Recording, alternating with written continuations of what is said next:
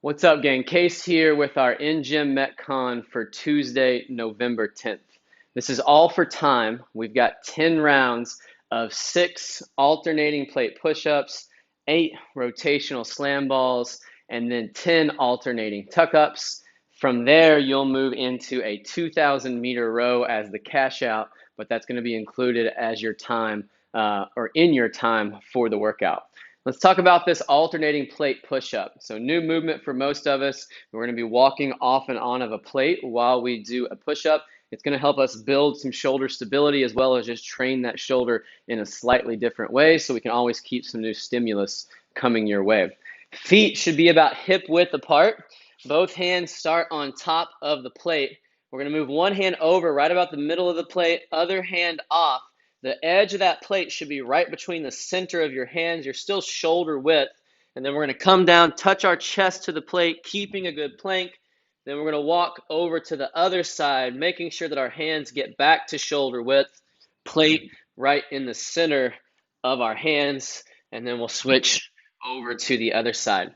Actually, on this one today, we're going to go 6 reps for guys, 4 reps for ladies on those rounds. If you're not able to keep that good plank, you can still bring this plate up to a box. And I still want you walking side to side. And I want you keeping that long body position. So this is how we'll execute. Good plank, walk over to the side, push up, back up to the plate, over to the side, push up. So we can still do that alternating plate push up even on an elevated object. Moving to our slam balls next. On these, make sure that we're getting tall to start. So it's like we jump. If you're going to jump, everything comes to extension. You leave off of your toes. So think about jumping with this ball.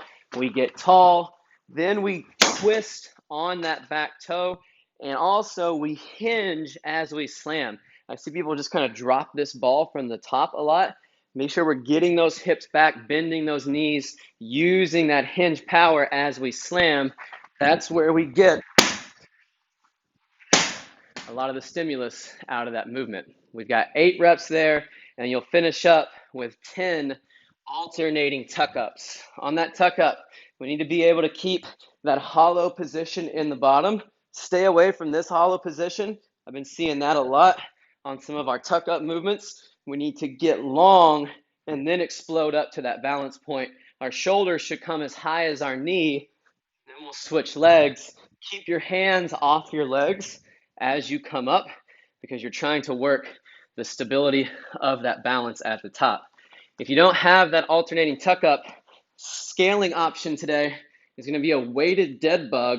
Keep your head on the ground, press into that medicine ball, and that's going to help you build the foundational strength to hold that hollow in the bottom to execute well on that tuck up. You got 10 rounds today. I always like to mark 2 lines on those. That way I can just mark 5 hashes each line, and it gives me that micro goal in the workout of I just got to get through 5 rounds. I just got to get through my next 5 rounds. Then you'll finish up today with a 2,000-meter row. I want you to put all of the pieces together that we've worked on over the last few weeks on that row. So first one is that catch or that starting position. We're sitting tall with our hips back. Our high hamstring is on the seat. We're not letting our butt get tucked under. Then the next thing we worked on was our sequence. It's legs, so those shoulders stay forward of the hips. Then it's back. Then we finish with the arms. And then we come back in that perfectly straight line. So make sure that you're not getting a bunch of up and down wasted motion. Straight in, straight out. Legs, back, arms, arms, back, legs. Pace yourself on those rounds such that as soon as you get on that rower, you can get into those strokes. First 500 meters, settle into a pace. Just try to catch your breath a bit. Second 500 meters, let's try to pick it up a little bit. Third 500, you're just trying to hang on to that pace. And then for those last 500, you're going for broke at that point. Last thing on that row, don't forget that cadence. It's a 1 second powerful pull and then a slower 2-second return.